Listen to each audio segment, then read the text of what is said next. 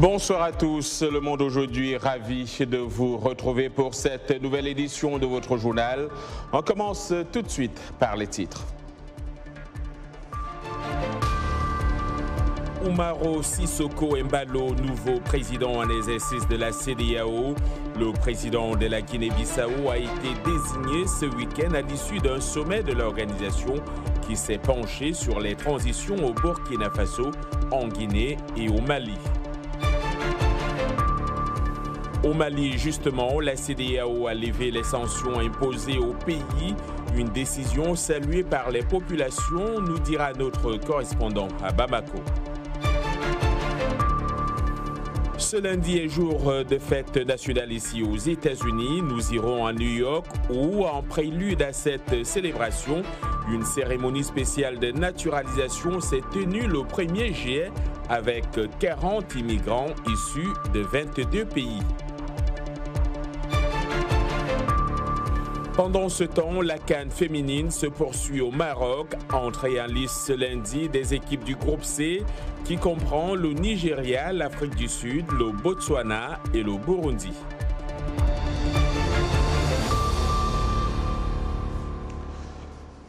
Les chefs d'État de la CEDEAO se sont penchés ce week-end à Accra, au Ghana, sur les transitions au Burkina Faso, au Mali et en Guinée. D'importantes décisions ont été prises, notamment sur la durée des transitions au Burkina Faso et au Mali, fixée désormais à 24 mois. La Guinée devra présenter un chronogramme acceptable d'ici fin juillet, sous peine de sanctions. Un nouveau président en exercice de la CEDEAO a été désigné avec également un nouveau président de la Commission. Notre correspondant au Burkina, Lamine Traoré, était sur place à Accra pour ce sommet. Voici son reportage. La dizaine de chefs d'État présents à Accra pour ce sommet ordinaire ont annoncé de grandes décisions. Les chefs d'État ont décidé de lever les sanctions économiques et commerciales qui pesaient sur le Mali depuis le 9 janvier. Ils ont estimé que le pays a fait d'énormes efforts dans les négociations. La transition est fixée à 2 ans. Également 24 mois de transition pour le Burkina, contrairement aux 36 que le pays avait proposé à l'organisation sous-régionale. Le président Issoufou a indiqué au sommet qu'après discussion, les autorités ont revu le calendrier et donc ont proposé une transition de 24 mois à compter du 1er juillet 2022. Ce qui veut dire que la transition devrait prendre fin en juillet 2024. Pour la transition en Guinée, les choses ne semblent pas avancer. La CEDEAO menace de sanctionner ce pays s'il ne réduit pas sa transition aujourd'hui fixée à 36 mois. Un nouveau médiateur a été désigné, Yahi Boni, l'ancien président du Bénin. Vu que ce point a été évoqué à plusieurs reprises lors de différents sommets, le sommet a souhaité qu'une décision puisse être prise sur cette question avec le nouveau médiateur d'ici la fin du mois de juillet 2022. Au-delà de cette date, des sanctions économiques et financières seront prises, en plus des sanctions individuelles qui seraient donc étendues à d'autres acteurs. L'autre enjeu de ce sommet, c'était aussi le renouvellement des instances décisionnelles de la CEDEAO. Pour la première fois, un pays lusophone prend la tête de l'organisation. C'est historique. Comme vous le savez, Guinée-Bissau, c'est parmi les membres fondateurs, Guinée et Cap-Vert. C'est la première fois qu'un pays lusophone porte la présidence tournante de conférence des chefs d'État et le gouvernement. Et ça montre la solidarité de tous les pays parce que c'est un soutien unanime de tous les chefs d'État de la CEDEAO qui a porté ça à leurs plus jeunes chefs d'État de la sous-région.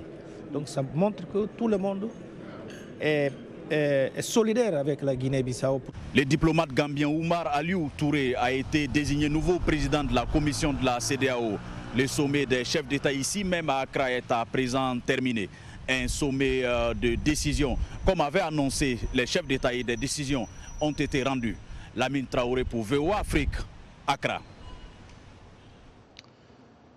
Dans le même registre, la décision de la CEDEAO de lever les sanctions contre le Mali, malgré les réserves qu'elle comporte, est saluée par les Maliens de divers secteurs qui n'en pouvaient plus de vivre les conséquences de ces mesures. Mohamed Danyoko, notre correspondant à Bamako, a recueilli leur réaction après la conclusion du sommet d'Accra. Ce matin, dans les kiosques, la levée des sanctions qui pèsent sur le Mali fait la une des journaux. Les populations venues très tôt s'informer se réjouissent de cette décision, non sans regretter l'impact que ces sanctions ont eu sur la vie des Maliens. Oui, bon, moi je suis particulièrement très content que les sanctions soient levées pour le Mali, pour les pays voisins et pour l'avenir de la CEDEAO.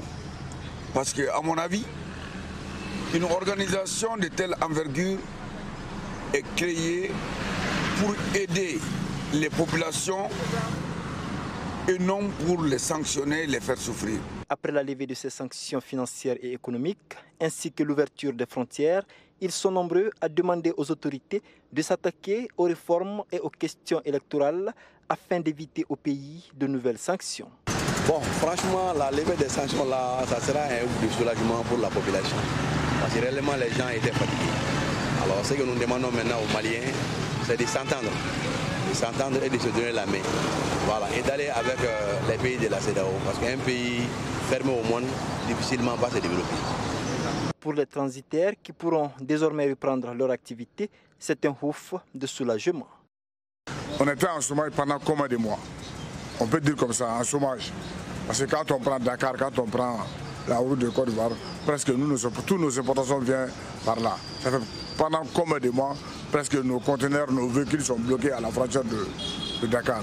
Donc si la sanction a été levée, je suis très content. Conformément à la charte de la transition, la CEDEAO ne voudrait pas que les dirigeants civils et militaires de la transition soient candidats à la prochaine élection présidentielle. Mohamed Danyoko pour VOA Afrique, Bamako.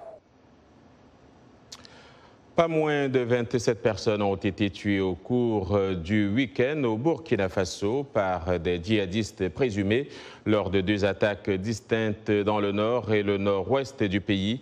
D'après une source sécuritaire, la nuit dernière, des individus armés ont attaqué les populations civiles de Bourasso dans le nord-ouest.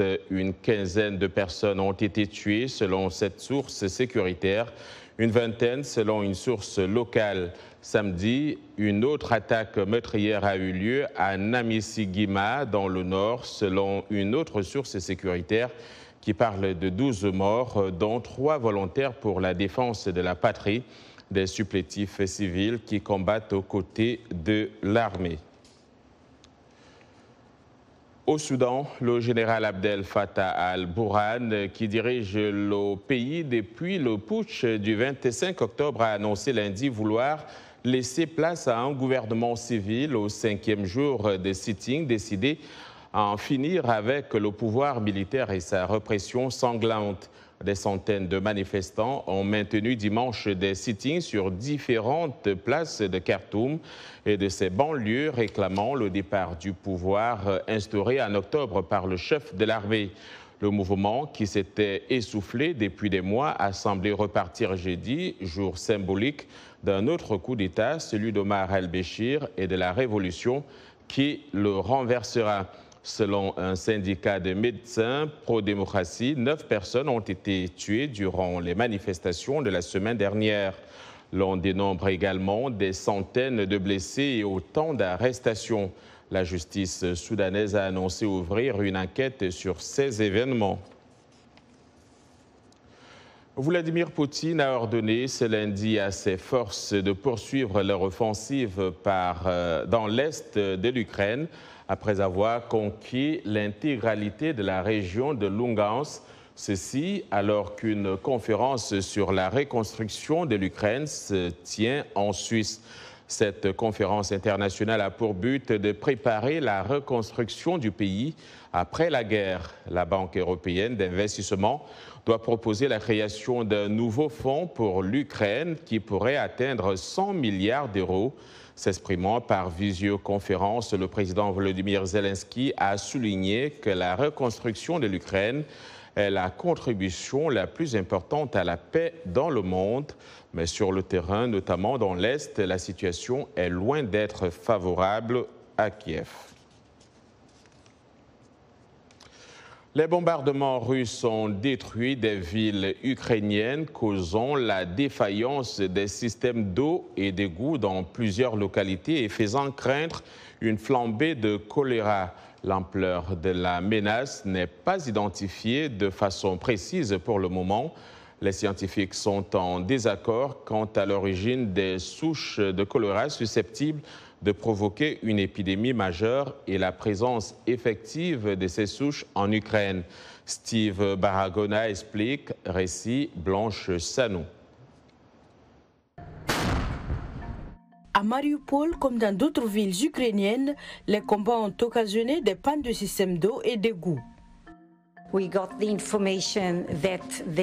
avons appris qu'il y avait des marécages dans les rues. Les eaux usées et l'eau potable se mélangent. C'est un danger énorme. C'est une source dangereuse, occasionnant de nombreuses infections comme le choléra.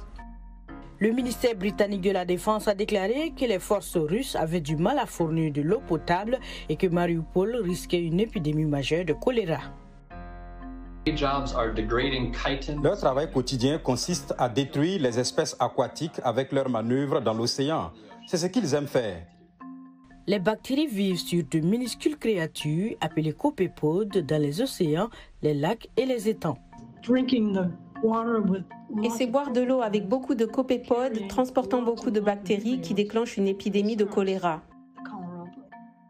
Colwell et ses collègues utilisent des données satellitaires pour rechercher les conditions dans lesquelles les copépodes peuvent prospérer. Ils les ont trouvés dans les eaux au large des côtes ukrainiennes.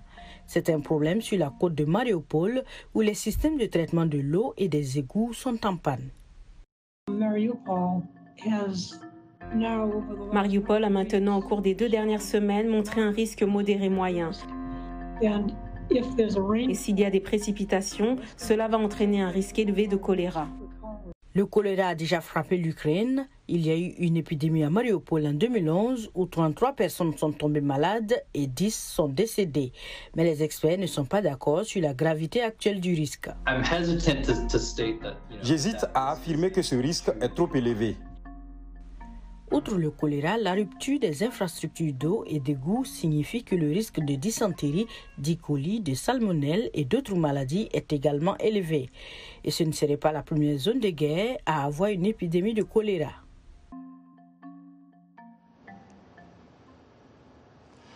À l'occasion de la fête de l'indépendance célébrée ce 4 juillet, ici aux États-Unis, une cérémonie spéciale de naturalisation s'est tenue le 1er juillet dans la nouvelle aile de la bibliothèque de New York.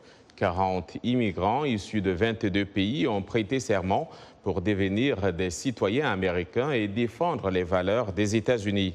À New York, justement, Dili Diko s'est entretenu avec ces nouveaux Américains, suivant son reportage. Pour ces 40 immigrants, cette journée restera gravée dans la mémoire. Il s'agit du jour où ils sont devenus des citoyens américains. Ces hommes et ces femmes sont issus de 22 pays des 4 coins du monde. Le Cameroun, la Chine, la Colombie, mais aussi la France, le Nigeria et l'Ukraine, pour n'en citer que quelques-uns. Parmi eux, 15 soldats de l'armée américaine. Des personnes qui, bien avant de devenir citoyens de ce pays, ont décidé de servir les États-Unis de la manière la plus dévouée possible. Abdrahman Keïta, un soldat de première classe, est d'origine malienne. Il se dit très fier de devenir américain. Ce jour est un grand jour pour moi. Je ne pense même pas s'il y a des mots pour expliquer les joies que j'ai aujourd'hui. Parce que devenir citoyen américain, ça t'ouvre pas mal de portes. Et le fait même pour moi de joindre l'armée américaine, ce pays a beaucoup de valeurs que moi je pense que tout citoyen, toute personne vivant dans ce pays doit défendre ses valeurs. Les États-Unis sont le seul pays dans lequel la liberté, on peut toucher par la main.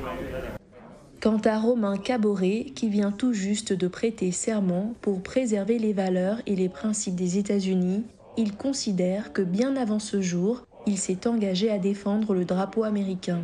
Venu du Burkina, il sert aujourd'hui en tant que spécialiste en infanterie dans l'armée américaine. Aujourd'hui est un grand jour pour moi. suis là depuis un certain moment.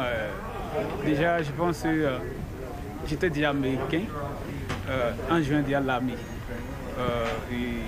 Pour moi, il n'y a pas un grand preuve d'amour que de servir les États-Unis, particulièrement dans l'armée. De ne pas ricocher, avoir la nationalité. Yeah.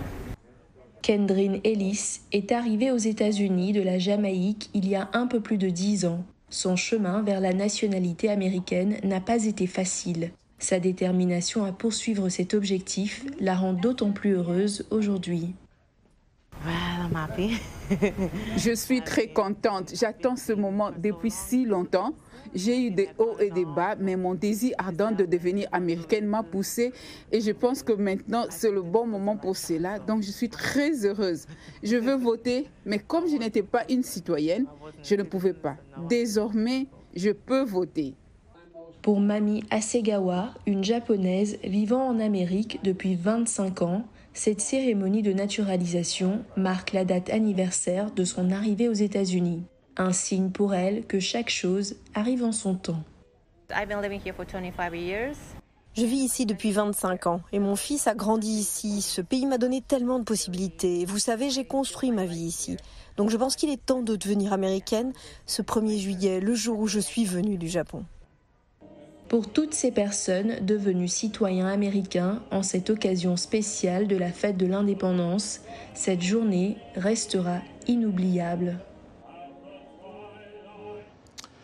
Au moins 6 personnes ont été tuées et 24 blessées dans une fusillade survenue ce lundi dans le nord des États-Unis lors d'un défilé pour la fête de l'indépendance américaine, selon des responsables locaux cités par les médias locaux. Donc, le tireur suspecté d'avoir ouvert le feu est en fuite et les festivités ont été suspendues à Highland Park, une ville cossue au nord de Chicago, et dans plusieurs communes alentours, selon la police. Vous regardez Le Monde aujourd'hui en direct de Washington DC sur VOA Afrique. N'allez nulle part ailleurs, l'information vous revient dans un instant.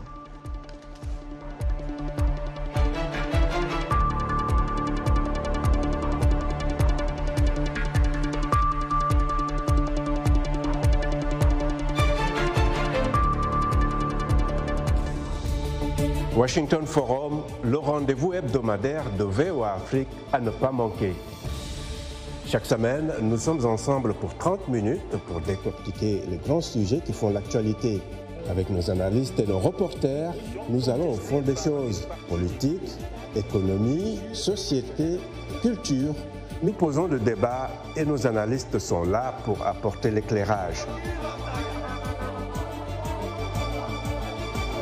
Washington Forum, c'est aussi vous, le public. Vous pouvez participer en réagissant au thème de la semaine sur nos réseaux sociaux. La rédaction de VOA Afrique vous donne rendez-vous sur ses chaînes partenaires, son site voaafrique.com et sur ses plateformes numériques pour prendre part à ce forum réalisé dans nos studios à Washington. À très bientôt dans Washington Forum. Vous suivez chez Le Monde aujourd'hui un programme de VOA Afrique. Merci de nous rejoindre pour cette seconde partie. Nous émettons en direct justement de Washington DC.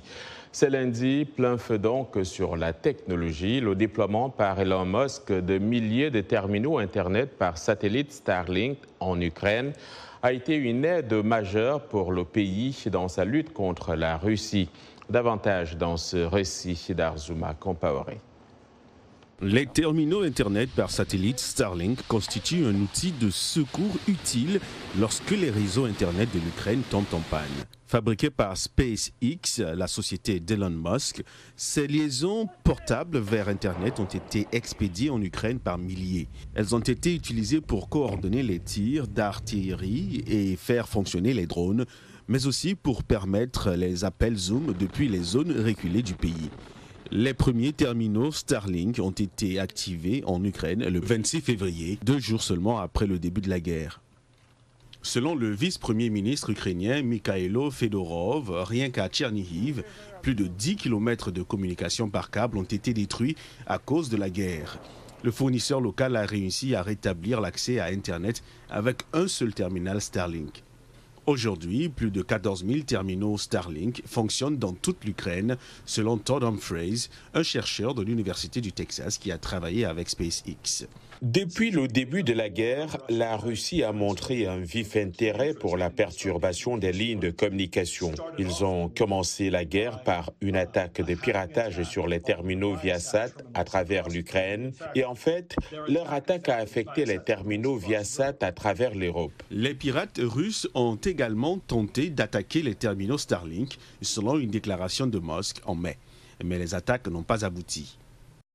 Il s'avère que la capacité de la Russie à localiser les terminaux Starlink, même ceux qui sont actifs, est bien inférieure à ce que nous avions prévu.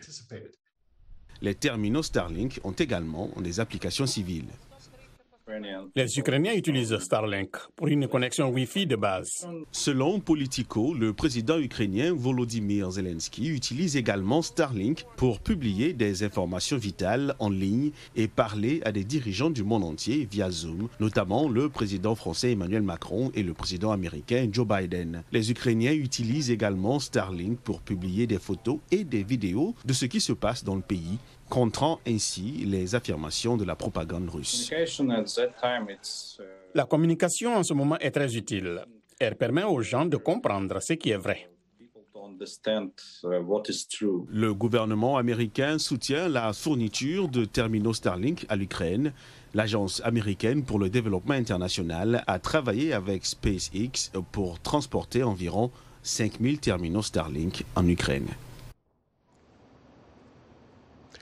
La prochaine évolution technologique pourrait s'appeler Web 3 et être basée sur une technologie créée à l'origine pour la monnaie numérique.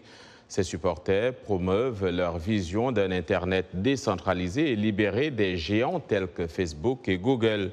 Pour ne pas rater ce changement, certaines entrepreneuses du monde de la technologie commencent déjà à se rassembler. Dina Mitchell s'est penchée sur le sujet. Dilidico raconte. Lorsque Marie-Chris Bonzo a eu du mal à trouver des femmes intéressées par le Web 3, elle a créé son propre groupe Women in Web 3. Le Web 3 est la prochaine révolution Internet. Chaque plateforme, organisation et économie numérique y est décentralisée. Les débuts du Web concernaient principalement la communication textuelle.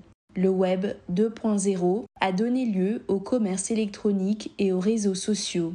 Le Web 3 promet un Internet décentralisé avec la liberté de contrôler ou de vendre ses propres données et de faire partie de communautés sans réseaux sociaux géants.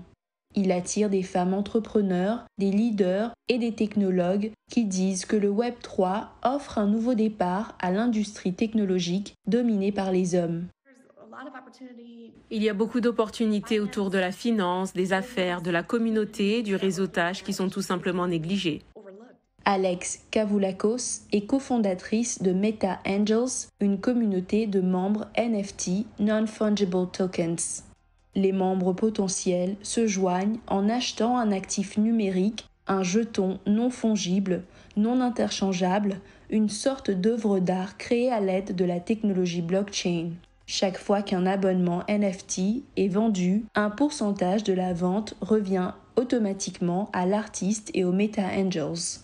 Il ne s'agit pas de gagner de l'argent, il s'agit de s'assurer que nos portes restent ouvertes. L'experte en cybersécurité, Olayinka Odeniran, a fondé le groupe Black Women Blockchain Council pour promouvoir les femmes noires en tant qu'ingénieures de la blockchain du Web 3.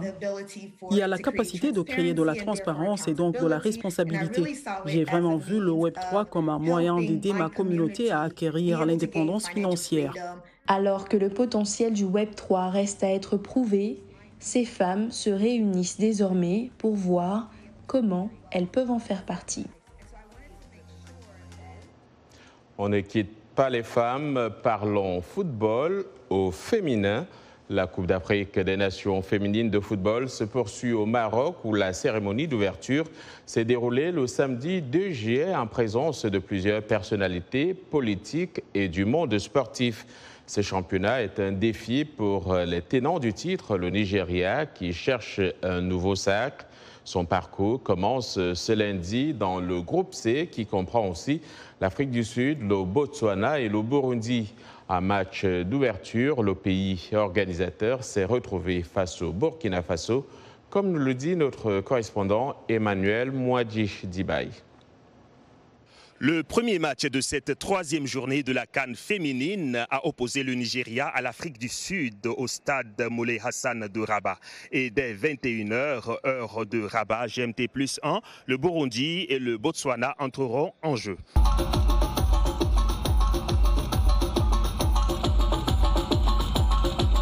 Après une cérémonie d'ouverture riche en couleurs samedi 2 juillet, le Maroc, pays hôte, s'était imposé 1-0 face au Burkina Faso au match d'ouverture qui a eu lieu au stade Moulay Abdellah. À la deuxième journée hier, le Sénégal s'en est sorti tête haute contre l'Ouganda sur un score de 2-0. Le Cameroun, quant à lui, a fait un match nul face à la Zambie, 0 but partout lors de cette même journée. Et la Tunisie a battu le Togo sur un score sans appel de 4 buts à 1.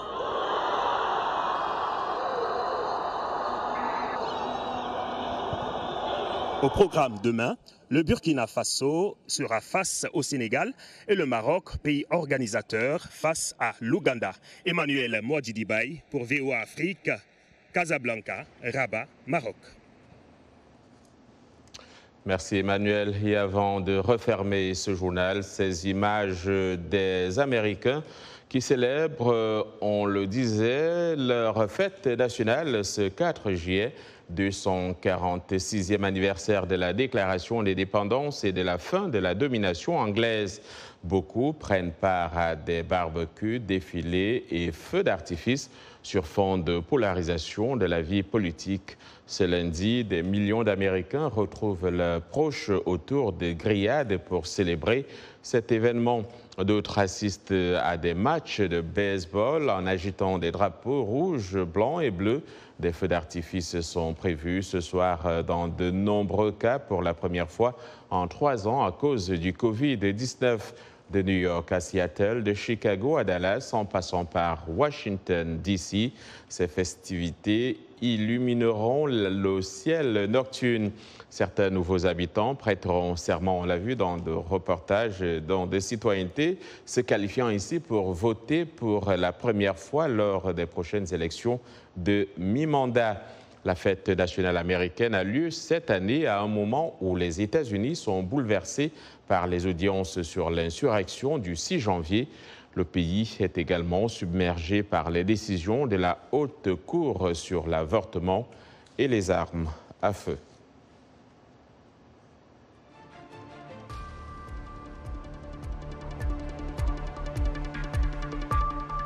Voilà, Le Monde aujourd'hui, c'est la fin de cette édition. Au nom de toute l'équipe, je vous dis merci de l'avoir suivi. Demain est un autre jour. D'ici là, passez une excellente soirée.